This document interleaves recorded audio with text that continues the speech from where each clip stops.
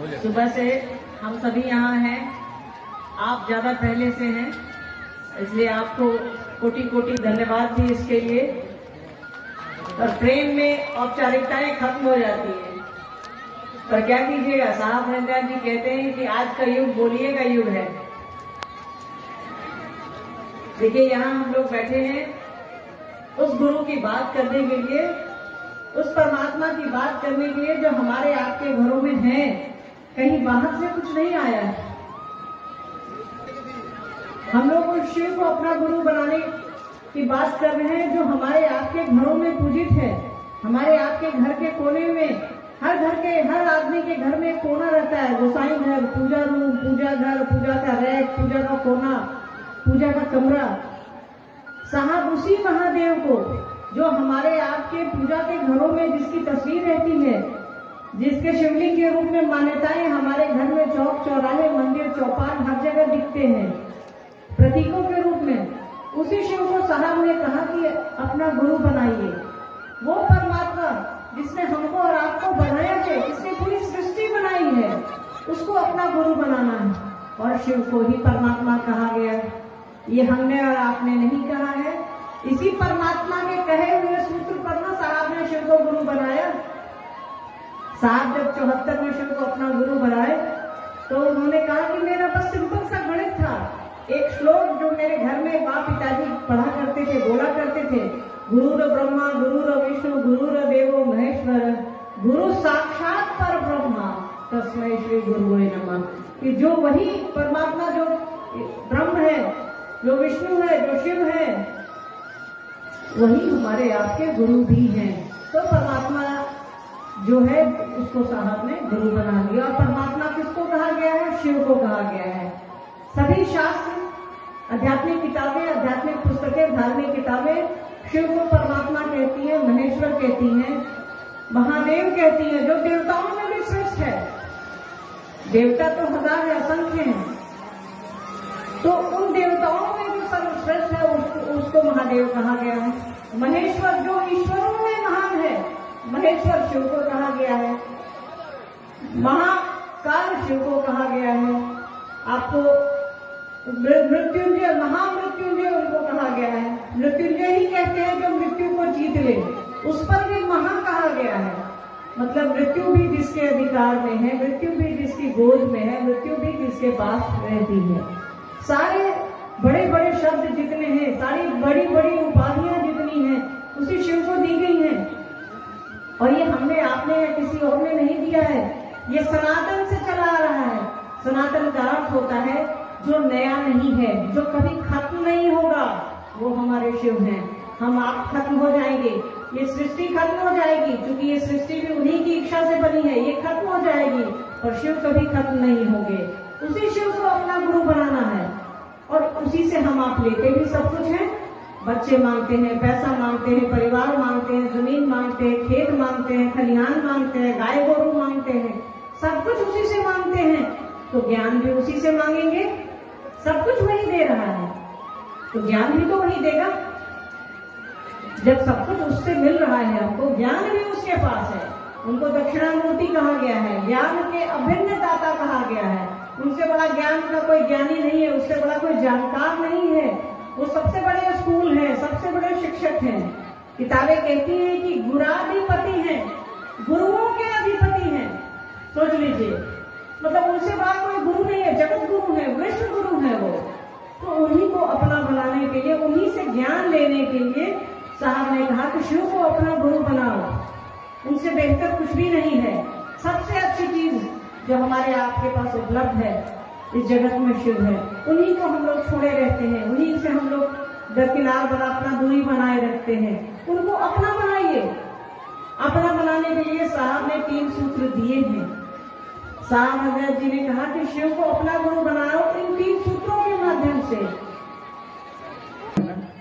तो साहब ने उसी शिव को कहा कि गुरु बनाओ। इसके लिए 3 तरीके उन्होंने बताए, 3 सूत्र उन्होंने दिया। पहला है कि हे शिव आप मेरे गुरु हैं, मैं आपका शिष्य हूँ, मुझे शिष्य पर दया करिए। संबंध बनाने के लिए साहब ने कहा, क्योंकि कोई भी रिश्ता संबंध पर ही चलता है। रिश्ता छोटा हो, बड़ा हो, कैसा भी रिश्ता हो, वो संबंध की धरती पर ही बनता है। तो साहब ने पहला सूत्र दिया कि शिव को अपना समझो, अपना रिश्तेदार बनाओ, अपना संबंधी बनाओ।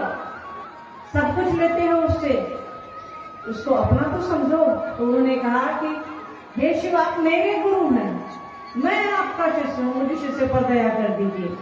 तो संबंध जब हम आप बनाएंगे, रिश्ता एक बन जाएगा।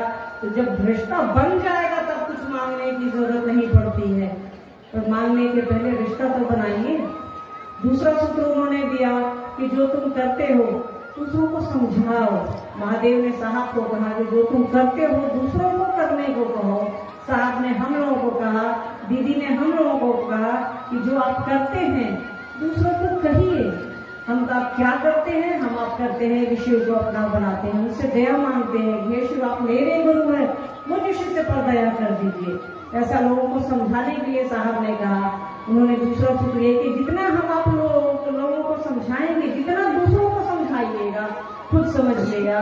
सिनेमा का गीत हमको और आपको इसलिए याद आता है, हम आप उसको दिन भर गुनगुनाते रहते हैं, वो हमारे आपके कान में हमेशा टकराता रहता है, कभी चौक चौराहे पे बजता रहेगा।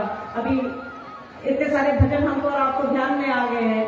अभी लगातार आपको राम प्राण प्रतिष्ठा हुआ है अयोध्या में, तो ढेर सारे भजन बज रहे हैं। तो हमको और आपको उसके वो मोबाइल खोलिए तो वो भजन, चौक चौराहे पे जाइए तो वो भजन, तो हमने उसको कोशिश नहीं की है याद करने की, वो याद हो गया है। तो साहब ने कहा कि जिस बात को आप जितना दोहराइएगा वो आपके मन पर उसका स्थायी रहेगा, वो आपके मन पर अपना प्रभाव छोड़ेगा। देखिए, साहब से बड़ा कोई भी वैज्ञानिक नहीं है, साहब से बड़ा कोई भी मनोवैज्ञानिक नहीं है। वो हमारे और आपके मन को पढ़ते हैं।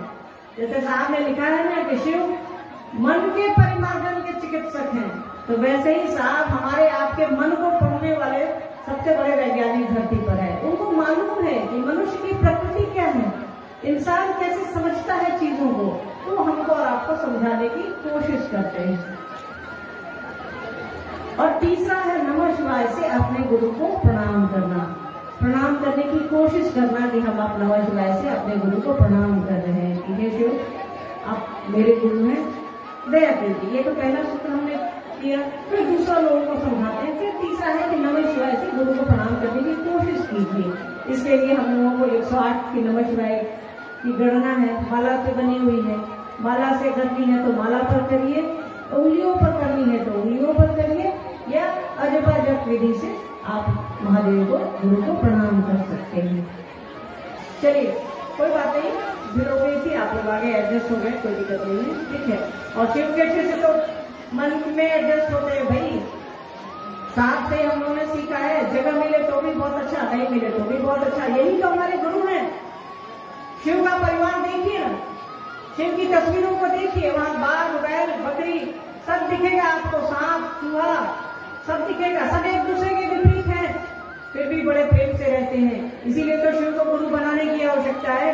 इसीलिए तो साहब ने कहा कि शिव को अपना गुरु बनाइए, उनसे ज्ञान लीजिए, उनसे सीखिए कैसे जीवन यापन करते हैं, कैसे जीवन जीते हैं। यहाँ जीवन जीते हुए भी उस शिव को अपने मन में रखना है, साहब दीदी को अपने मन में रखना है।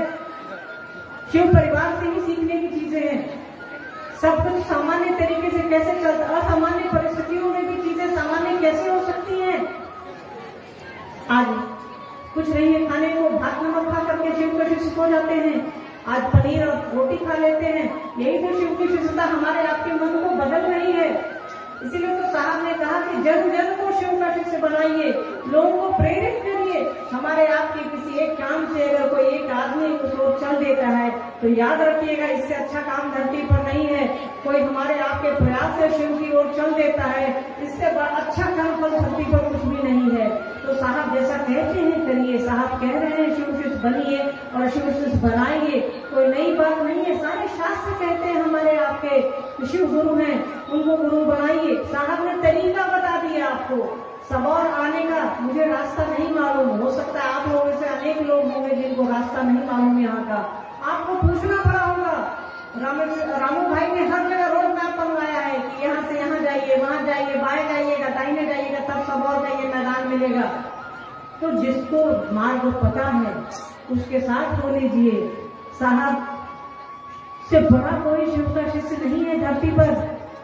हमको और आपको उनसे सीखना चाहिए, शिव शिष्य की तरह सीखे हम आप। इंसान की तरह सीखे। जब हम आप शिव हो जाएंगे तो इंसान भी बन जाएंगे हम आप, क्योंकि आज के दौर में तो इंसानियत ही नहीं है। लोग कहता है कि महादेव क्या पहले से गुरु नहीं थे जो आज गुरु बनाने की जरूरत पड़ी है? ये शिव की ही इच्छा है कि वो हमारे आपके गुरु बने, पूरी सृष्टि के गुरु बने। वो अनादिकाल से गुरु हैं, जो बनाया है दुनिया को सबसे पहले वही है, उसके बाद ही कुछ है। शिव ने इच्छा की कि मैं एक हूँ, मैं एक से अनेक हो जाऊं, तो उनकी इच्छा ही सब कुछ है। हम आप उसी एक से अनेक होने के परिणाम हैं। उन्होंने साहब को कहा तुम जो करते हो दूसरों को करने को कहो, और साहब और दीदी ने हमको और आपको बताया। अब हमारा और आपका काम है कि इसको दूसरों को समझाएं कि शिव मेरे गुरु हैं, आपके भी हो सकते हैं। इन 3 सूत्रों को करने से कोई भी आदमी शिव का शिष्य हो सकता है, उस रास्ते पे चल सकता है। और साहब दीदी हैं हमको और आपको उस ओर ले जाने के लिए। शिव के रास्ते पर तो आ जाइए, वो हैं। उन्होंने ये नहीं कहा आओ और जाओ शिव की ओर, उन्होंने कहा आओ चले शिव की ओर। उनकी उंगली पकड़े पकड़े चलने की कोशिश करिए, शिव की ओर चलने की कोशिश करिए, अपना काम करिए, जो करते हैं करिए। घर देखते हैं, द्वार देखते हैं, खेती करते हैं, बच्चों को पढ़ाते हैं, स्कूल चलाते हैं, दुकान चलाते हैं, सिलाई करती हैं, कुछ भी करती हैं। इसके साथ साथ शिव को अपना गुरु बनाइए, दूसरों को प्रेरित करिए कि शिव मेरे गुरु हैं, आपके भी हो सकते हैं। तब आपके जीवन में बदलाव आएंगे। ऐसा कोई भी इंसान नहीं है जिसने शिव को अपना गुरु बनाया हो और उसके जीवन में परिवर्तन नहीं आया हो। ऐसा कोई भी इंसान खड़ा होकर ये नहीं कह सकता है। हाँ, क्योंकि हम आप जीव हैं तो हमको और आपको यहाँ जो परिवर्तन दिखता है वो पैसे से दिखता है। तो पैसा ही सब कुछ नहीं है, सामान ही सब कुछ नहीं है। हमारे मन में परिवर्तन हो रहा है, वो शिव की शिष्यता है। एक कहावत हम लोग बचपन में सुना करते थे, मन चंगा तो कटौती में गंगा। शिव आपके मन को विस्तारित करते हैं, शिव आपके मन को आसमान से भी बड़ा बनाते हैं। तो ये जगत तो बहुत छोटी सी चीज है, हमारा आपका मन विशाल बनता है। जगत धीरे धीरे हल्का होने लगता है, दुनियादारी धीरे धीरे चलती है, रुकती नहीं है दुनियादारी। साहब ने कहा किसी चीज को रोकने की आवश्यकता नहीं है, बस अपने मन को शिव की ओर करने की आवश्यकता है, अपने मन को उस ओर ले चलने की आवश्यकता है। आप बस उधर ले चलिए, आपके मन को विस्तारित तो गुरु करेंगे, आपके मन को बड़ा तो शिव करेंगे।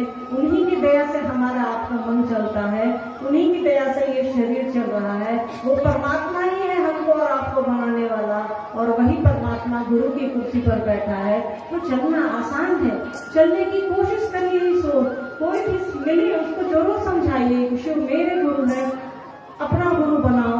और बताइए, अपने जीवन की अनुभूतियों को बताइए कि शिव को गुरु बनाने के बाद, साहब दीदी से अपना होने के बाद, साहब दीदी से जुड़ने के बाद आपको कौन कौन से परिवर्तन आपके जीवन में हुए हैं। आप लोगों को बताएंगे तो लोगों को लगेगा आज के दौर में भी ऐसे होते हैं जिनका मन इस तरह का। इतने प्यार से हम इतने लोग बैठे हैं, मतलब इतने लोग हैं यहाँ में, कुछ कहा नहीं जा सकता है। बड़े प्यार से बैठे हैं, जगह सबको है, मतलब कोई नहीं जानता कौन किस जाति का है, कौन किस धर्म का है, कौन किस पंथ का है। तो साहब और दीदी की कृपा देखिए, महादेव की दया देखिए कि हम आप यहाँ इतने प्रेम से बैठे हैं। अगर हमारे आपके गुरु शिव नहीं होते, एक घर में रहते हुए तो 5 आदमी 5 कमरों में रहता है। यहाँ तो हम लोग हजारों की संख्या में यहाँ बैठे हैं और बड़े प्रेम से बैठे हैं यहाँ। ये उस गुरु की दया है, शिव की दया है, साहब दीदी के आशीर्वाद का खेला है, ये और कुछ भी नहीं है। क्योंकि अपनी बात तो अपना बच्चा नहीं सुनता है, हम आप एक दूसरे की बात कहाँ से सुने। ये साहब ने कहा है जो उसका खेला है, शिव हमारे गुरु, ये शब्द का खेला है जिसमें ताकत महादेव ने भरी है, जिसको शुरू किया है साहब और दीदी माँ ने।